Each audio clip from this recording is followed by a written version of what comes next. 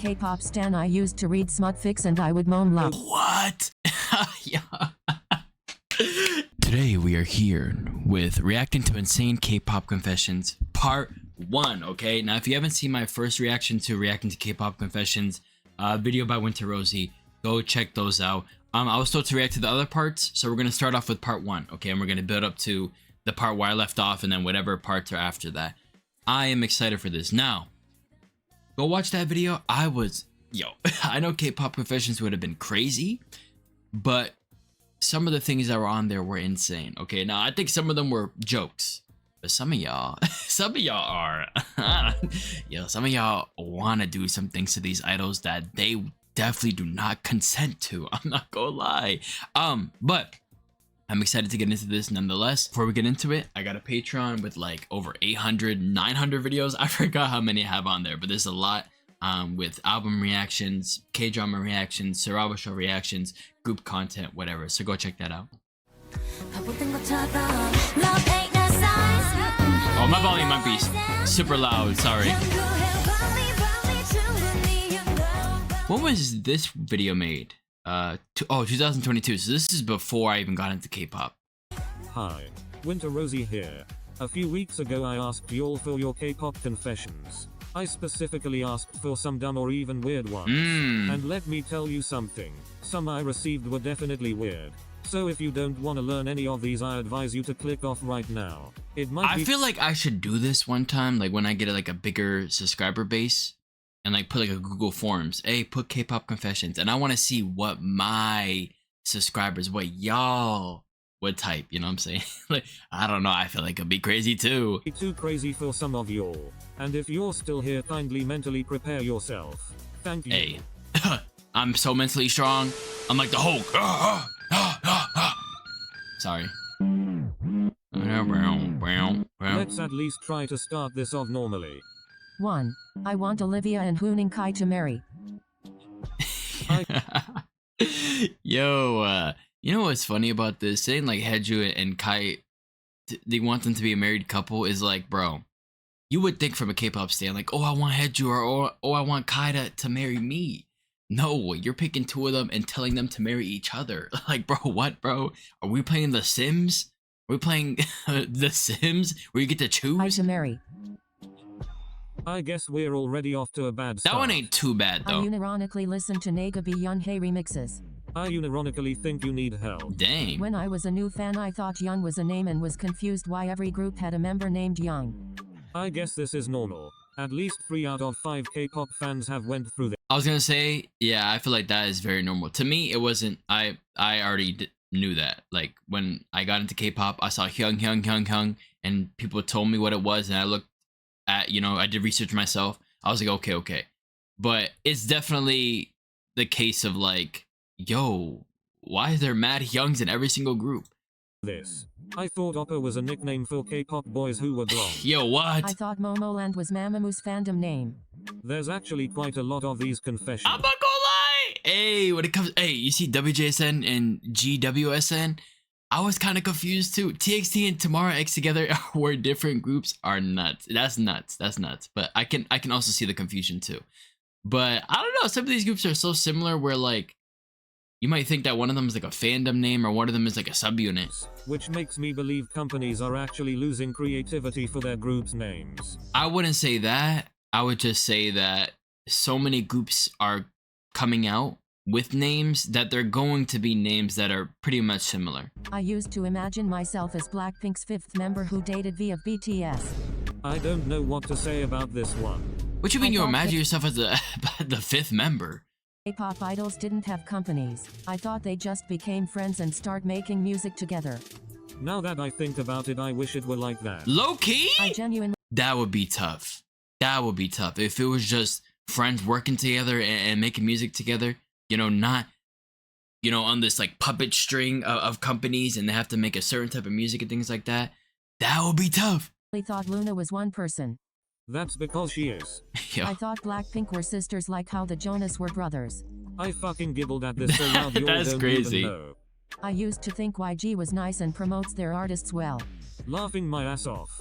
I used when I got into K-pop, I used to think that about every single group. I was like, yo, SM, they fire. JYP, they fire. YG, fire. And then as we keep going and going and going, and you learn, you start to learn that these companies are not that good, bro. These companies are not that good. Used to think Namjoon and I's 10-year age difference was romantic because love has no boundaries. Jail does have some boundaries. I secretly hated my best friend because I thought Onces and Blinks shouldn't be friends. This is so fucking hilarious.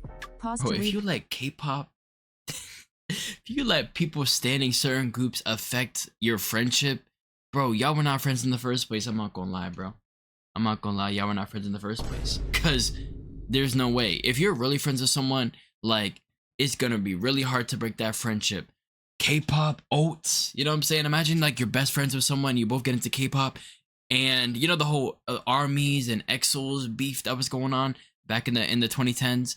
Like imagine like, yo, I'm an army, and then your friend's like, yo, I'm an EXO, and then now y'all can't be friends because the fandoms are beefing online, so you have to bring it into your IRL. You know what I'm saying? IRL friendship. For this one, but OP thought that screaming when watching an MV was required or else you'd be considered a fake fan. I've observed that many K-pop fans, especially new ones, have this misconception of what being a real fan is. Yeah. I'm here to tell you that it is all up to you. Yep. Each one of us has our own ways of supporting these groups. I've been a Wiz one since debut but didn't realize they disbanded until a few weeks later. Oh, you poor soul. Come here. I love telling myself I's one haven't disbanded and the members are just doing individual activities. Another poor soul. Get over here. I thought the thing is, I got into IZ*ONE obviously after they disbanded, you know, because I got into K-pop 2023. So when I found out they were disbanded, I was kind of sad, bro. And reacting to their music as like with the knowledge that they are disbanded, I was like, dang, bro, I really wish that didn't happen. I really wish they extended it or something. Like that would've been cool. Sulgi was Irene and Irene was Sulgi. I don't blame you at all. My bias tied up looks so fucking hot. Oh, I thought Jisoo was Jennie's Korean name. And you're the reason why Blackpink hasn't come back yet. I had an edgy phase where I didn't stand Stacy because they were popular and I wanted to be different. I relate to this on an astronaut. I'm gonna be honest, bro.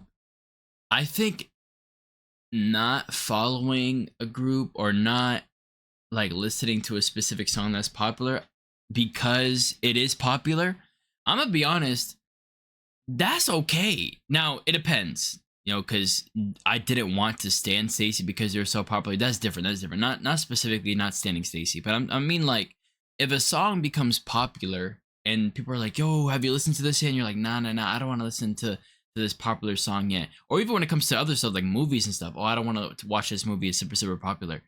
I'm actually okay with that because I do that sometimes because a lot of people hype up so many things that you get disappointed in a lot of them. Like, oh, this is the best song ever. You listen to it and you're just like, oh, it's generic. So then you're disappointed. You're like, dang, you know what I'm saying? You're like, bro, no way. So then anytime something popular comes up in your mind, you expect some sort of disappointment, right? So then you're like, oh, okay, I'm gonna just wait until like the popularity of it drops off a little bit, you know? So I'm actually okay with that.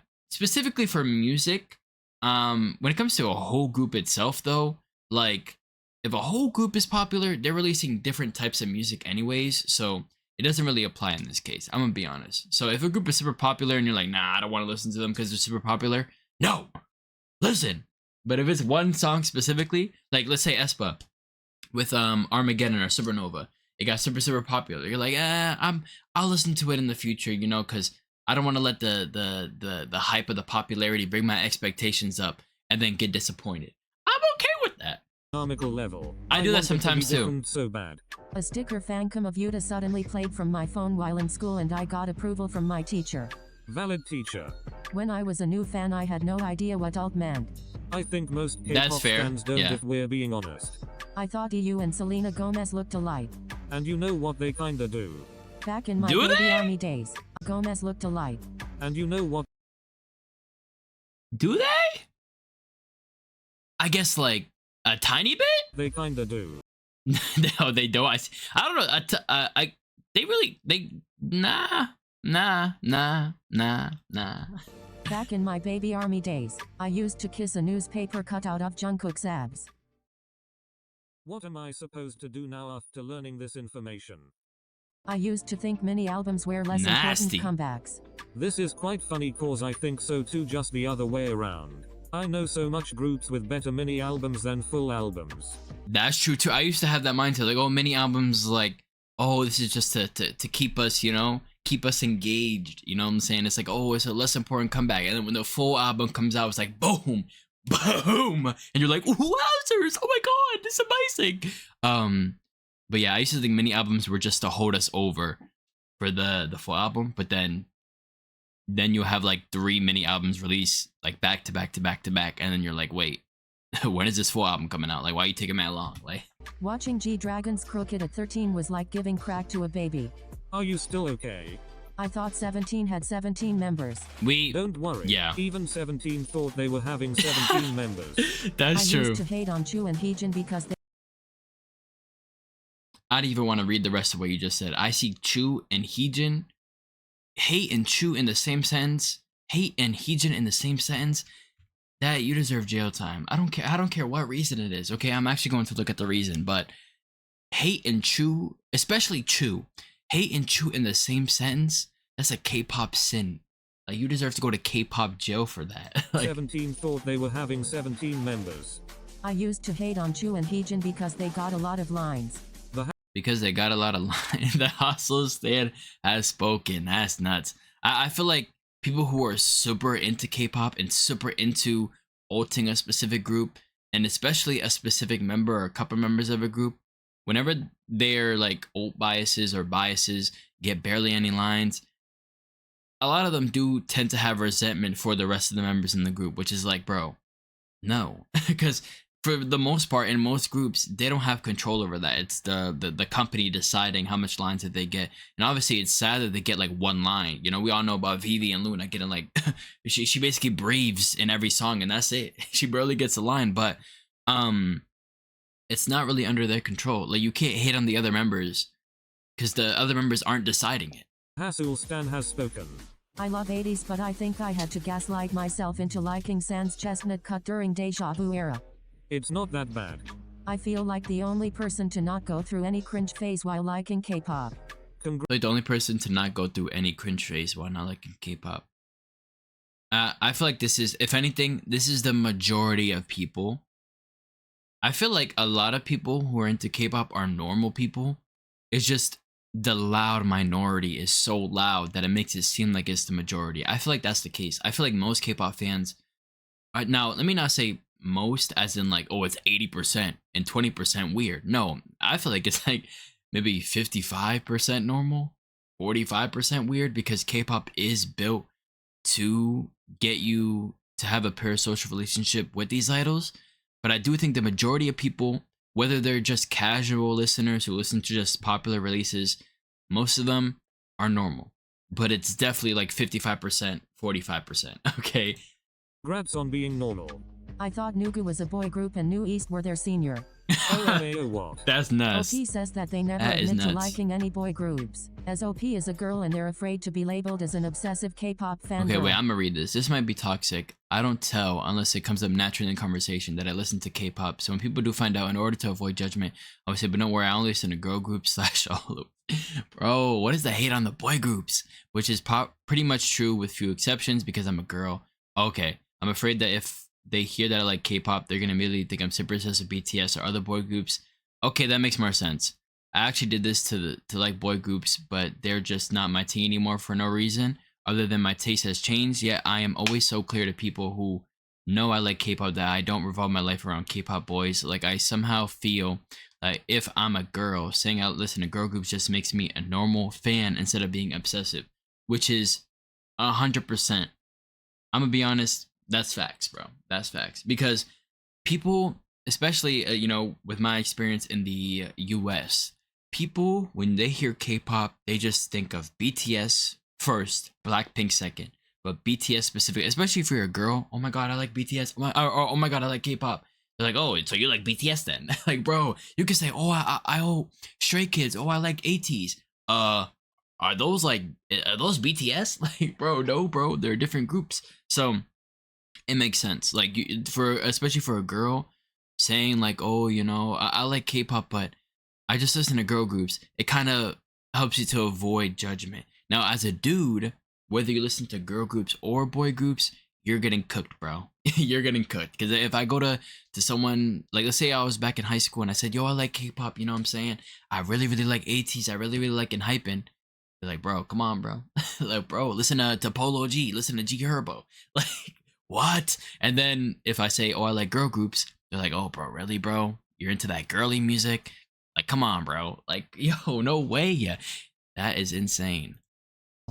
Non-K-pop fans, or just non-fans in general, will assume the worst out of us. Right? Especially K-pop fans who are dubbed to be the most toxic species. Species is nuts. Perception does vary for every person, but anyone, even K-pop fans themselves, know how crazy we can be. It may not be all of us, but they do exist out there. And the worst part is there will be ones who'll assume all of us are like that. So I can understand your distress. Even I don't mention I'm a K-pop fan to anyone, unless if they brought it up themselves. Even when K-pop has basically been a part of my daily life, I still could never bring it up myself. I guess the best way to deal with it is just let them think what they want. Yeah. Sure, it would be annoying for people to assume you as obsessive, but if you know yourself that you aren't, then I don't see any problem with it. Speaking facts. Because when I got into K-pop 2023, I would hold it back a little bit. Even with my friends, I was like, yo, you know, like I listened to this one K-pop song, it's fire. Like, it's fire. Now I do not care. I don't care. I'm upfront about it. Like, yo, what type of music do you listen to? And then I say, oh, I listen to everything. And then when they ask for recommendations, I'll throw in like, you know, a rap song. I'll throw in a K-pop song in there. I'll throw in a Spanish song in there. Like, I'm very much like open about it and making it seem natural. And then if they say something like, yo, you really listen to K-pop? Like, are you weird? I'd be like, no, bro. Like, no, but I'm very much okay with bringing it up because at the end of the day, it's just music. Like, and especially seeing how some of the other fans are for, like, let's say Nicki Minaj, the Barbs or the Swifties, they can get crazy too. So it's not even just a K-pop problem. It's a fandom problem in general. It happens in sports. It happens in basically everything. So I just bring it up. I used to spit out random Korean words during conversations. I think a good majority of us has done this unironically or not. I think I'm in love. If you're doing it unironically, nah. Nah. If you're doing it ironically, like you're with your friends or something, you make a joke or whatever, that's fine. But unironically, like, imagine, bro, imagine you're like, I don't know, ordering food at like Wendy's or something or whatever, and you get your food and you're like, Gwenchana, like, bro, no. That's not normal. That's not normal. You should not be doing that, bro. Gwenchana, like, no, bro. Just say thank you or whatever thank you is in your language. You are not, bro. Done this unironically or What's not? that new word that's like blowing up? Not new word in a sense, but there's like this new TikTok thing. It's like shibal or something like that. Like, bro, if you're saying that unironically, like just having conversation, and that's not your language, I don't know.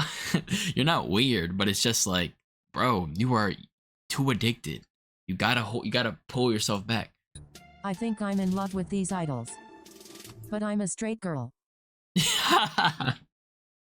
Yo, she had an awakening. Okay, Wonyoung, Sana, IU, Jenny, Sogi, Hayoung, Sumin, Karina, Nayeon, Eunbi, Uki, Gol, Onda, Shiyun, Suki, or Chewan. Or, dang, bro, you have a whole catalog. You know, like a menu when you're going to eat food. She has a whole menu of idols. But I'm a straight teenage girl. It's an awakening, bro. Hey, I'm gonna be honest. Okay, getting into K-pop and seeing how these men were looking, and I would like compliment them and be like, oh wow, they're looking clean. A lot of people, even though I told them I was straight, they're like, oh, you gotta be bi. Like, no. I just can admit that they look clean. Like, these idols are, you know, they got makeup and they got all this stuff to make themselves look like they're like unreal and unrealistically beautiful. So hey, I gotta give them, like, you know, gotta give them the props. But some of y'all be having like a whole awakening. I got some news for you. I'm scared to stan Luna. The amount of members intimidate me. I read that as I'm scared to stan Luna cause the members intimidate me. Which is funny cause it's kind of true. They can be scary. I didn't. I'm gonna be honest, I think the idols or Luna themselves are not scary, but the orbits, the orbits not necessarily scary in a bad way, but I feel like it's overwhelming. Orbits have a lot of pride. They have a lot of care for Luna, especially with what happened to them, which is, to be honest, fair. And I think that they're the best K-pop fandom because, you know, they have the humor, they have the dedication, they have everything. So I feel like Orbits can be overwhelming, but they're still the best K-pop fandom for me. Luna cause the members intimidate me, which is funny cause it's kind of true. They can be scary. I didn't really like Wonyoung at first, but as I got to know her, she became my all. But what can you not like? I wish they explained it. They would just be saying, "Oh, at first I didn't like Chaewon at first, but then she became my K-pop." Oh, why though? Why? Congratulations on finding inner peace. Lore and the constant obsession with group concepts will be the downfall of K-pop. I agree on the lore part. I think some companies either try too much or barely enough, which makes it uninteresting. The lore part specifically, I think when people say companies try too much with lore, it's not necessarily that they're trying too much. It's that it is too much for people. Because at the end of the day, you're here for the music. You're here for the performances. Lore is something that is added onto it. Lore isn't something that is integral to K-pop. So when there's a lot of lore, like the Luna lore, AT's lore, it's too hard to follow for most people. Like I literally did a whole stream like 2 years ago. It's like a year and a half ago, where I was reacting to the AT's lore, and it was like 4-hour stream, and I only got a chunk of it done, right? There's still so much I need to get through. So I don't think they're trying too much, or they're trying too much, or they're doing too much. It's just that we're not here for that. So the lore is for people who are like, you know, very, very interested in that. It's like a extra side thing, you know, it's like a side, you know, you have your main dish and you have a side. That is specifically for the people who want that. Now, barely enough, I can agree. There's some lore for some groups that make no sense, that there's no point. Like, you just having it just to say you have lore. So I agree with that part. But group concepts, the obsession of it, I do think the obsession of it is a problem, but it really depends. I don't know. I wouldn't say it's too much of a problem, but I do think that some people obsess a little bit too much about it, with specific concepts specifically, but I don't think it's that much of a problem. That would be the downfall of K-pop. I don't know about the concepts though. I think it's fine. Yeah. I used to choose my bias based on who was the prettiest. In an industry that relies heavily on looks and visuals, That's a... I completely understand. Hey. Look at your alt bias or your biases for groups, okay? Some of them, it's because of their looks. Let's be honest, okay? Let's be honest.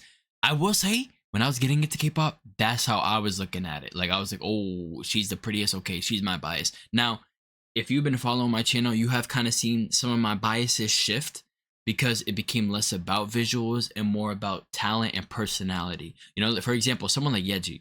Yeji has always been, well, it was like Yeji and Ryujin have always been like my favorites in ITZY.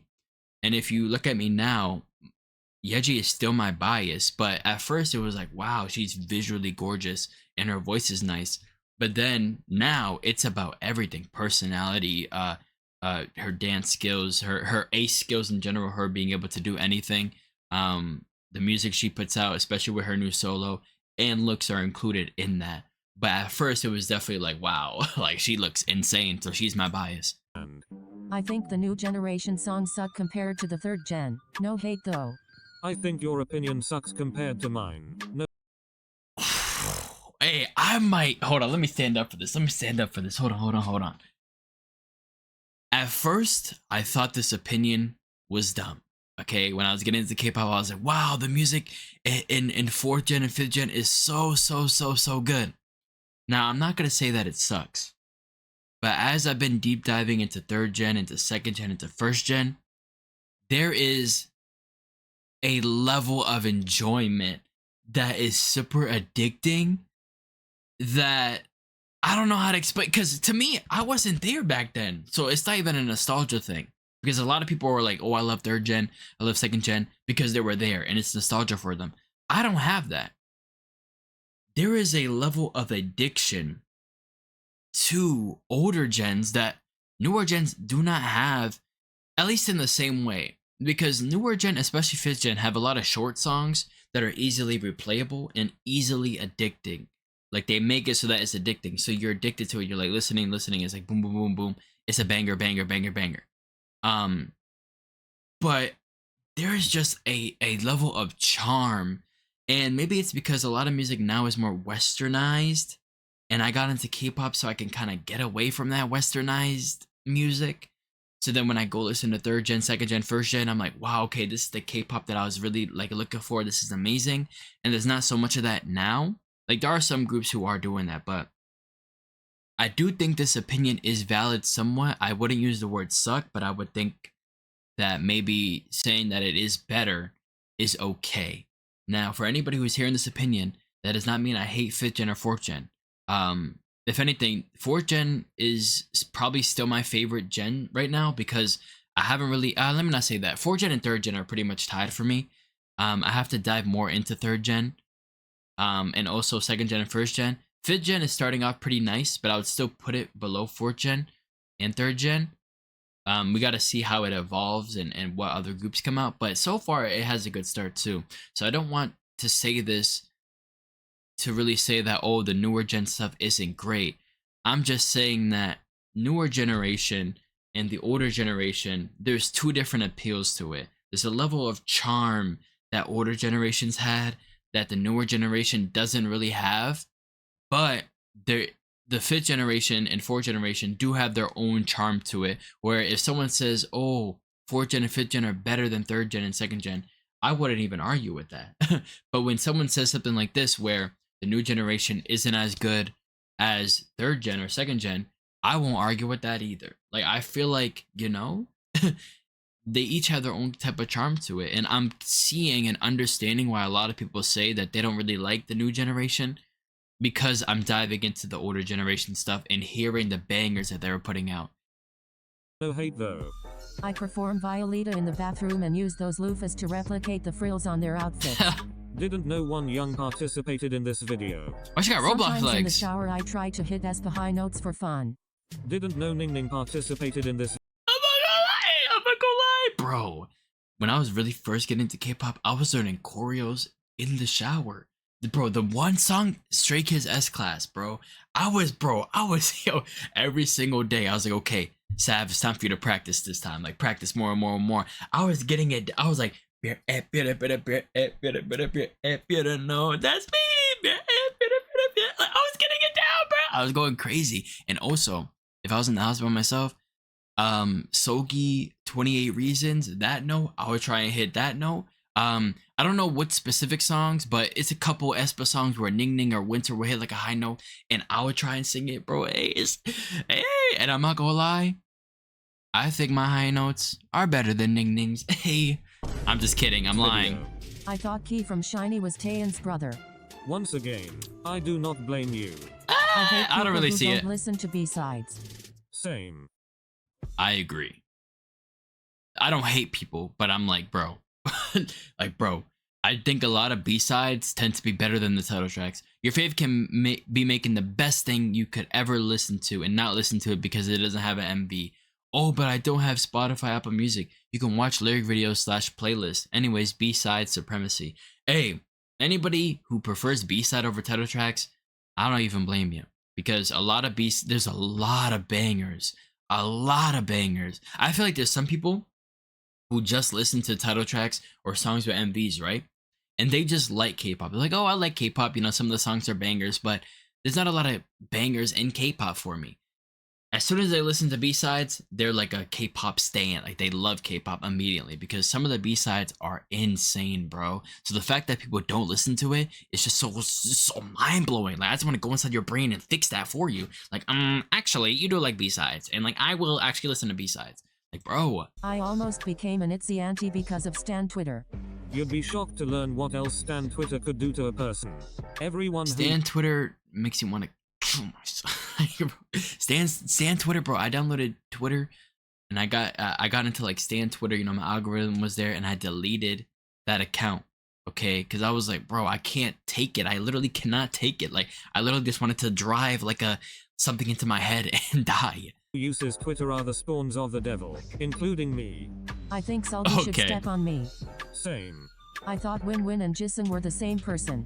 At this point I'm surprised no one thought the whole K-pop industry was just one whole family. JYP being the daddy, of course. JYP. My I saw king. many shipping videos in my recommended page and believed them. I thought Jennie and Lisa were in a relationship because of a video. Who knows? They could all be true. I thought BTS invented the finger heart and got super mad when Lisa did it. This one's so cute to me, I don't know why. It reminds me of my baby bro, some of the things that we believed when we were baby K-pop stans, bro. Like, BTS invented the finger heart. I feel like a lot of people, when they got into K-pop, were mainly ARMYs or Blinks.